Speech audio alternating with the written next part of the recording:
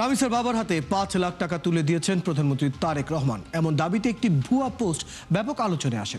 দাবিটিকে সত্যি ভেবে বিভ্রান্ত হন অনেকেই। এই রেশ কাটতে না কাটতেই রামিসা হত্যা ইস্যুতে ডক্টর জুবাইদা রহমানের মন্তব্যের দাবিতে আরেকটি অপতথ্য ভাইরাল হয়। শুধু তাই নয়, যুব ও ক্রীড়া প্রতিমন্ত্রী আমিনুল হকের নির্বাচনী ফেস্টুন সম্পাদনা করেও বসিয়ে দেওয়া হয়েছে রামিসা হত্যা মামলার আসামির ছবি।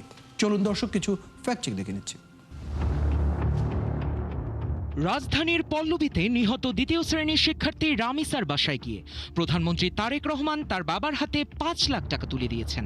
এমন দাবিতে সামাজিক মাধ্যমে ব্যঙ্গাত্মক ক্যাপশনে একটি ছবি ছড়িয়ে পড়লে তৈরি হয় ব্যাপক বিভ্রান্তি।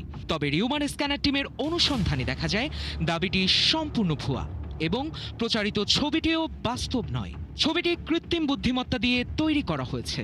মূলত গণমাধ্যম ও নির্ভরযোগ্য সূত্রে তারেক রহমানের রামিসার বড় বোনের পড়াশোনার দায়িত্ব নেওয়ার আশ্বাস দেওয়ার তথ্য পাওয়া গেলেও টাকা দেওয়ার কোনো তথ্য পাওয়া যায়নি। একইভাবে রামিসা হত্যা ইস্যুতে তারেক রহমানকে উদ্ধৃত করে ডাক্তার জুবাইদা রহমানের মন্তব্যের দাবিতে একটি পোস্ট বিভিন্ন সামাজিক মাধ্যম ও কিছু গণমাধ্যমে ভাইরাল হয়। তবে অনুসন্ধানে দেখা যায় তিনি এমন কোনো মন্তব্যই করেননি এবং দাবিটির পক্ষেও বিএনপি বা নির্ভরযোগ্য কোনো সূত্রে তথ্য মেলেনি। জুবাইদা রহমানের নাম ও ছবি ব্যবহার করা একটি ভুয়া পেজ থেকে দাবিটি ছড়িয়ে পড়ে। ওদিকে রামিসা হত্যা মামলার অভিযুক্ত আসামি সোহেল রানার সঙ্গে যুব ও ক্রীড়া প্রতিমন্ত্রী আমিনুল হকের ছবিযুক্ত একটি ফেস্টুন সোশ্যাল মিডিয়ায় ভাইরাল হলে শুরু হয় তীব্র সমালোচনা। কিন্তু যাচাই করে দেখা যায় ফেস্টুনটির ছবিটি আসল নয়, বরং পুরনো একটি নির্বাচনী ফেস্টুন সম্পাদনা করে সেখানে সোহেল রানার ছবি যুক্ত করা হয়েছে। আবার রামিসার বাবাকে জামায়াতে নামির ১০ লক্ষ টাকার চেক দিয়েছেন এমন দাবিতে সামাজিক মাধ্যমে ছড়িয়ে পড়া ছবিটিও সম্পূর্ণ ভুয়া। ছবিটি বাস্তব কোনো ঘটনা নয়, বরং কৃত্রিম বুদ্ধিমত্তার সহায়তায় তৈরি করা হয়েছে। মূলত ঘটনার সময় জামায়াতে আমির হজ পালনের উদ্দেশ্যে দেশের বাইরে ছিলেন। এখানেই শেষ নয়, গুজব আরও আছে। রামিসা হত্যাকাণ্ড নিয়ে বাংলাদেশকে উদ্ধৃত করে টলিউড অভিনেতা দেবের একটি মন্তব্য ব্যাপক আলোচনায় এসেছে, কিন্তু মন্তব্যটি সম্পূর্ণ ভুয়া। দেব এ ধরনের কোনো মন্তব্য করেননি। কোনো তথ্য প্রমাণ ছাড়াই দাবিটি ছড়িয়ে পড়ে। দর্শক, আজকের অপতথ্যগুলো যাচাই করতে গিয়ে দেখা গেল গত ৭২ ঘন্টায় সবচেয়ে বেশি গুজব ও বিভ্রান্তিকর তথ্য ছড়ানো হয়েছে শিশু রামিসা হত্যাকাণ্ডকে কেন্দ্র করে। ভিউ বাড়ানোর অপচেষ্টায় ছড়ানো এসব অপতথ্য যেমন সাধারণ মানুষের মানসিক স্বাস্থ্যে নেতিবাচক প্রভাব ফেলছে, তেমনি একটি বাস্তব ঘটনাকেও ঠেলে দিচ্ছে বিভ্রান্তির দিকে।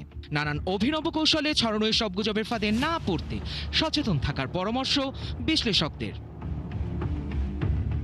শায়ক দাস, ৭১। দর্শক, আমরা প্রতিবেদনটি দেখে নিলাম। আগে জেনেছি আমাদের সাথে আছেন আমাদের অতিথি মানসিক রোগ বিশেষজ্ঞ ডক্টর মেঘলা সরকার। যুক্ত হচ্ছে তার সাথে। ডক্টর মেঘলা সরকার, আপনাকে স্বাগত জানাচ্ছি আজকের আমাদের এই আয়োজনে। প্রথমেই যে বিষয়টি নিয়ে আসলে আলাপ করতে চাই, শিশু রামিসা হত্যাকাণ্ডের যে প্রসঙ্গ, এরকম একটি সংবেদনশীল ঘটনার পর থেকে আমরা প্রতিনিয়ত দেখতে পাচ্ছি সব ধরনের সামাজিক যোগাযোগ মাধ্যমে এই সম্পৃক্ত নানা ধরনের অপতথ্য ছড়িয়ে পড়ছে। আপনি প্রায়ই বলেন নেতিবাচক খবর এবং গুজব মানুষের মনে একটি চিন্তামালা অথবা চেইন অফ থট তৈরি করে।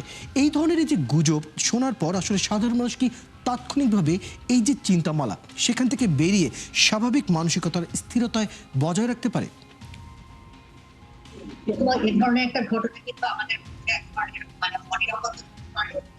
একটা সঠিক জায়গা, সঠিক সংবাদ কিন্তু এই বিষয়টাকে আমরা ম্যানেজ করতে সাহায্য হয়। অর্থাৎ আমাদের এক ধরনের চাপ তৈরি হয় যে সব ধরনের মানুষের মধ্যে, সেটা কিন্তু আমাদের এক ধরনের সঠিক তথ্য হলো আমাদের এক ধরনের আশ্বস্ত করে এবং আশ্বস্তের মাধ্যমে কিন্তু আমরা আস্তে আস্তে করে আবার এই বিষয়টাকে আমরা মোকাবেলা করতে পারি। বিশেষ করে এই ধরনের একটা খুব ভয়াবহ ঘটনার পরে যখন নানা রকমের নেতিবাচক নানা ইস্যু তৈরি হয়, নানা রকমের কথা তৈরি হয়, তখন স্বাভাবিকভাবে আমাদের মধ্যে কিন্তু একরকম অনিরাপত্তা তৈরি হয়, পারস্পরিক প্রতি বিশ্বাসের জায়গাটা সমস্যা হয় এবং সবচেয়ে বেশি যেটা ক্ষতিগ্রস্ত হয় অর্থাৎ ভিকটিমের পরিবার, অর্থাৎ রামিসা বা রামিসের পরিবার, তারও কিন্তু এই ধরনের নানা রকমের গুজব বা নানা ধরনের কথা কিন্তু এক ধরনের বলবো, তারা যেহেতু অলরেডি একটা খুব খারাপ একটা সময়ের মধ্যে পার করছে, এ ধরনের বিষয়গুলো কিন্তু তাদের মধ্যে বাড়তি চাপ যোগ করে, এবং এটা সামগ্রিকভাবে আমি বলবো পরস্পরের প্রতি যে আমাদের এক ধরনের সম্পর্কের জায়গাটা থাকে, আমাদের পরস্পরের প্রতি আস্থার জায়গাটা থাকে, সে সমস্ত সামগ্রিক দিক থেকে কিন্তু এক ধরনের নেতিবাচক প্রভাব। এই যখন পরিস্থিতি আমাদের এই জায়গায় যখন আমরা থাকছি, কি মনে করেন এই ধরনের গুজবগুলো যদি সাধারণ মানুষের মানসিকতার উপর কি ধরনের প্রভাব আসলে আমরা একটু জানতে চাই, যে এই নেতিবাচক প্রভাবগুলো এই সাধারণ মানুষের ব্যক্তিগত জীবনে আসলে কি ধরনের প্রভাব রাখতে পারে সেই বিষয়ে একটু জানাতেন। খুব স্বাভাবিকভাবে যখন কোনো রকমের নেতিবাচক চিন্তা আসে, আপনি যেটা বললেন যে নানা রকমের চিন্তামালা তৈরি করে, চেইন অফ থট তৈরি হয়। এই চেইন অফ থট কিন্তু এমন এক ধরনের চিন্তা আমাদের মধ্যে মানে নিয়ে যায়, যেটা হয়তো বা বাস্তবতার সাথে তেমন একটা কতখানি মিল নেই। কাজে আমরা আননেসেসারি কিন্তু বিষয়গুলোকে আমরা অনেক বড় করে কিছু কিছু জিনিস দেখি, এবং যেটা সামগ্রিকভাবে ব্যাপারটা হয় আমাদের এক ধরনের, যেটা বললাম, এক ধরনের অনিরাপত্তা বোধ তৈরি হয়, পারস্পরিক আস্থার ক্ষেত্রে আমাদের সমস্যা হয়, এবং এটা নানা রকমেরই কিন্তু আমাদের জীবনযাপনে নানা রকমের নেতিবাচক প্রভাব তৈরি হতে পারে। এবং বিশেষ করে যারা একটু বিশেষ উদ্বেগ প্রবণ, অল্পতে যারা একটু চাপ মোকাবেলা করার ক্ষমতা কম, তাদের নানা রকমের হতে পারে উদ্বেগের জটিলতা থেকে তাদের নানা রকমের অ্যাংজাইটি রিলেটেড সিম্পটম, কনসেন্ট্রেশন কম হওয়া, ঘুম কম হওয়া, খিটখিটে মেজাজ হয়ে যাওয়া, অল্পতেই অন্যের সাথে তর্কে জড়িয়ে পড়া, ইত্যাদি নানাভাবেই কিন্তু আমাদের প্রাত্যহিক জীবনযাপনে নেতিবাচক প্রভাব পড়তে পারে। আপনি বলছিলেন যে কিছু মানুষ আছে যারা এই ধরনের দুশ্চিন্তার চাপগুলো নিতে পারেন না। একটু আপনার কাছে জানতে চাই, বাংলাদেশের সাধারণ মানুষের সংখ্যাটার সাথেই যদি এটাকে আমরা তুলনা করি, কি মনে করেন কি শতাংশ মানুষ এই নিয়ে আসলে প্রভাবিত হতে পারে, নেতিবাচকভাবে তাদের মানসিকতায় প্রভাব রাখতে পারে? এটার আমি একটা আনুমানিক হিসাব একটা জানতে চাই, কি মনে করেন কি সংখ্যা রয়েছে? আমাদের মানসিক স্বাস্থ্য, জাতীয় মানসিক স্বাস্থ্য ইনস্টিটিউট একটা জরিপ করেছিলেন, ন্যাশনাল জরিপ, জাতীয় জরিপ। আর সেখানে দেখা গিয়েছে কিন্তু অ্যাটলিস্ট 17% বা তার চেয়ে বেশি মানুষ হলো কোনো না কোনো সাইকিয়াট্রিক প্রবলেমে ভুগছে। এর মধ্যে উদ্বেগে ভুগছে কিন্তু 4%-এর উপরে, এবং ডিপ্রেশনে ভুগছে 8%-এর উপরে। কাজে এই সংখ্যাটা কিন্তু একেবারেই কম না। কাজে একটা বিরাট অংশই কিন্তু হলো আসলে আমাদের এই ধরনের উদ্বেগ বা মানে বিষণ্ণতার রোগে ভুগছে। তবে এই জরিপের যে তথ্য, তার বলা হয় যে এটা এক ধরনের টিপ অফ দ্য আইসবার্গ, অর্থাৎ হলে এর চেয়েও কিন্তু আমাদের সংখ্যাটা আরো অনেক বেশি। কাজে সেই বিষয়টা আসলে আমাদের বিবেচনা করা প্রয়োজন, এবং হলো আমাদের এই উদ্বেগ বা আমাদের ধরনের ডিপ্রেশন, সেটা কিন্তু আমাদের নানা রকমের পারস্পরিক যেমন সম্পর্কে আমাদের প্রভাব পড়ে, আমাদের জীবনযাপনে, পেশাগত জীবনে অত্যন্ত নেতিবাচক।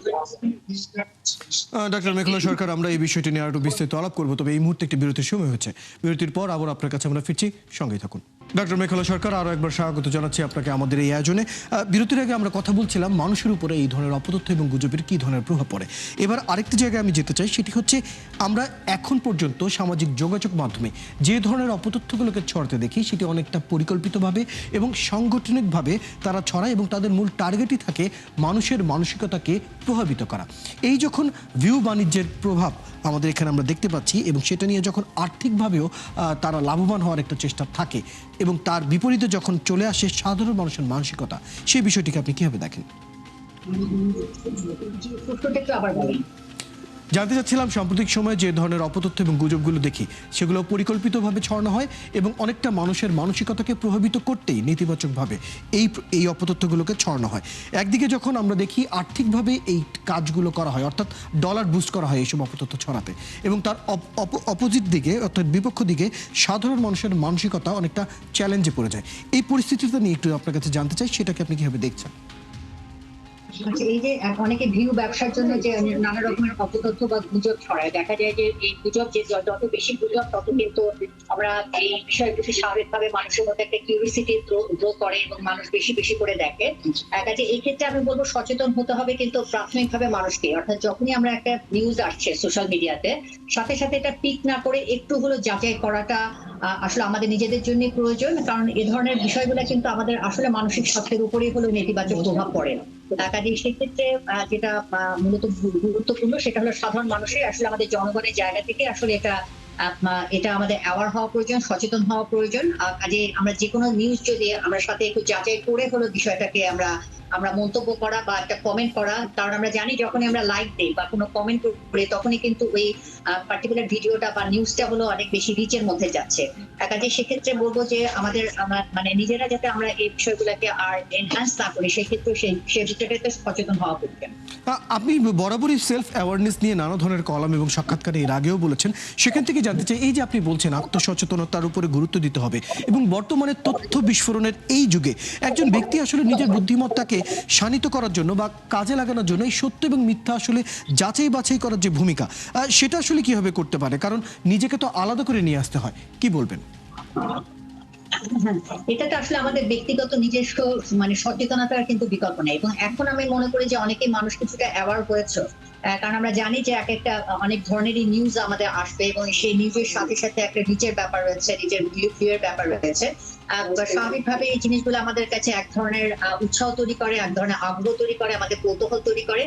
কিন্তু সেটা হতে পারে, কৌতূহল হতে পারে, জিনিসগুলো আমরা কিন্তু যত বেশি দেখবো সেই বিষয়গুলো কিন্তু আমাদের তত বেশি আসলে একটা আগ্রহ তৈরি করবে। কাজে এখানে কমেন্ট বা লাইকটা না দিয়ে বরং হলো একটু হলো নিজের ব্যাপারে যে দেওয়ার আগে একটু যাচাইটা করে নেওয়াটা আসলে প্রয়োজন। তবে এ ধরনের অনেক ক্ষেত্রে আসে, আমরা অনেক ক্ষেত্রে সাধারণ মানুষ এই জিনিসটা অনেক সময় নাও বুঝতে পারে, কিন্তু প্রথমেই একটা নিউজ আসলে সাথে সাথে এটাকে আমরা সত্যি বলে করে নিব, সেই জায়গাটা থেকে কিন্তু আমাদের নিজেদের প্রয়োজনেই আসলে করতে হবে। এর বাইরে খুব বেশি বিকল্প ব্যবস্থা কিন্তু আসলে নেই। এটা আমাদের একটা রিয়েলিটি, এই রিয়েলিটিকে কিন্তু আমাদের বা রিয়েলিটি এবং যেটা আমাদের এক ধরনের চ্যালেঞ্জও বটে, এইটাকে আমাদের ঠিক একটু অ্যাকসেপ্ট করে এবং চ্যালেঞ্জটা মোকাবেলা করেই কিন্তু আমাদের সামনে আগাতে হবে। কিন্তু সাধারণ মানুষকে এই চ্যালেঞ্জটা অ্যাকসেপ্ট করতে পারছে, অর্থাৎ মানুষ কি নিজে নিজে সচেতন হতে পারছে? আপনার অভিজ্ঞতা কি বলে?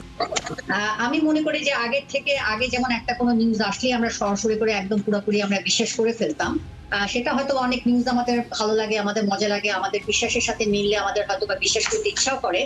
কিন্তু আমরা আবার একই সাথে আমরা কিন্তু জানি, যেহেতু এই বিশেষ করে এই রিলেটেড যে কিছুটা অ্যাওয়ারনেস অলরেডি কিছুটা হচ্ছে, কাজে এক ধরনের মানুষের মধ্যে একটা সচেতনতা এসেছে।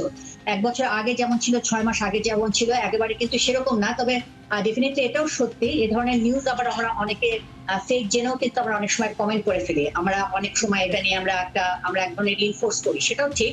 কিন্তু আসলে নানা রকমের মানুষের জায়গা থাকবে, কিন্তু আসলে নিজের ক্ষেত্রে আমি একটা ব্যক্তি, আমি কোন নিউজ দ্বারা প্রভাবিত হব তার আগে হলো আসলে আমাদের সেই বিষয়টা কিছুটা একটু ক্ষমা করবো। আপনি ঠিকই বলেছেন মেঘলা সরকার। আসলে সাম্প্রতিক সময়ে আমরা একটি গবেষণার মধ্যে দেখেছি এই সচেতনতা শহরে যতটা হয়েছে প্রান্তিক পর্যায়ে তার চেয়ে অনেক কম আমরা দেখতে পাচ্ছি। অর্থাৎ প্রান্তিক পর্যায়ের একজন সাধারণ ব্যবহারকারী তিনি যখন কোনো তথ্য তার স্মার্টফোনে অথবা তার ফেসবুক বা ইউটিউবে যখন দেখছেন, তিনি হয়তো খুব কম ব্যাপারটা নিয়ে যাচাই বাছাই করেই সেটাকে তিনি শেয়ার করে দিচ্ছেন। একটু জানতে চাই, এই ধরনের সমস্যায় যখন আমরা পড়ছি, সাধারণ মানুষকে সচেতন করার জন্য আপনি কি কোনো ধরনের সরকারি বা বেসরকারি পদক্ষেপের কোনো প্রয়োজনীয়তা দেখেন?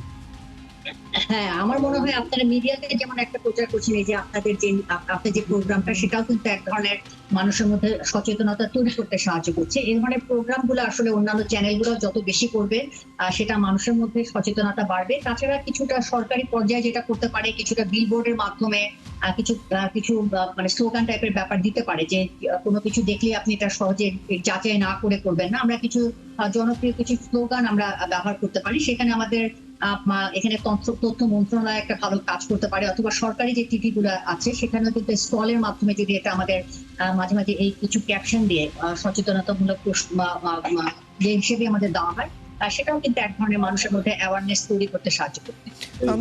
যে পদ্ধতিগুলো আপনি বললেন আমরা বারবারই দেখেছি, যেমন যদি উদাহরণ হিসেবে বলি, জাপানের মধ্যে আমরা একটি প্রক্রিয়া দেখেছিলাম যেখানে মিডিয়া এবং সরকারি এবং বেসরকারি 3 ধরনের প্রতিষ্ঠান মিলিয়ে তারা 2 ধরনের পদক্ষেপ নিয়েছিল।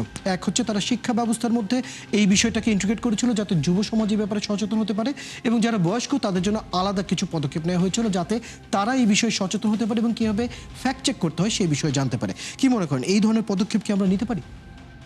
হ্যাঁ, এই ধরনের পদক্ষেপ আমরা না নেয়, আসলে এই পদক্ষেপগুলো আসলে মাল্টি ফ্যাক্টরিয়াল হতে হবে। শুধুমাত্র যে একদম মিডিয়া নেবে, রাষ্ট্র নেবে তা নয়। এই পদক্ষেপগুলো সর্বদিক থেকে ব্যাপারটি, স্কুল কলেজ থেকে শুরু করে এটা বিভিন্ন যে আমাদের স্টেক হোল্ডার গুলো আছে, সেই স্টেক হোল্ডার গুলো সব জায়গা থেকে এই সচেতন জায়গাগুলো নিতে পারে। এবং যেটা আপনি বললেন যে ক্যাটেগরাইজ করে নেওয়া, অর্থাৎ হলো যে একটা বিভিন্ন এজ গ্রুপের ভাগ করে, যেমন আমরা শিশুদেরকে টার্গেট করে আমরা স্কুল পর্যায়ে আমরা করতে পারি, অথবা আমরা যখন অ্যাডাল্ট পার্সনদের করতে পারি, যুব সমাজের জায়গায় ইউনিভার্সিটির ক্ষেত্রে আমরা কিছু নানাভাবে দেয়াল লিখনের মাধ্যমে কিন্তু আমরা করতে পারি। কাজে নানাভাবেই যখন আমরা প্রতিনিয়ত এই স্লোগানগুলো আমরা যখন দেখি, এই ক্যাপশনগুলো যখন দেখবো, সেটাও কিন্তু আমার মনের মধ্যে এক ধরনের সচেতনতা তৈরি করতে আমাদের সাহায্য করবে এবং বিষয়গুলোকে সহজে এটাকে গ্রহণ না করে এটা অল্টারনেটিভ আর একটা জায়গা ভাবা, সেই দিকেও জিনিসটা মানুষকে করতে আসলে আমাদের আরো করবে। বেশি সচেতন করবে।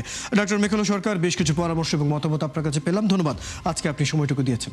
দর্শক, এতক্ষণ আমাদের সাথে ছিলেন মানসিক রোগ বিশেষজ্ঞ ডক্টর মেঘলা সরকার। কথা বলছিলাম বেশ কিছু ফ্যাক্ট চেক নিয়ে। দর্শক, আপনারা আছেন ফ্যাক্ট চেক নিয়ে ৭১-এর নিয়মিত আয়োজন ফেক নিউজ স্ক্যানারে। প্রতিদিন আমরা হিউমার দূর করতে হাজির হব ঠিক একই সময় একইভাবে।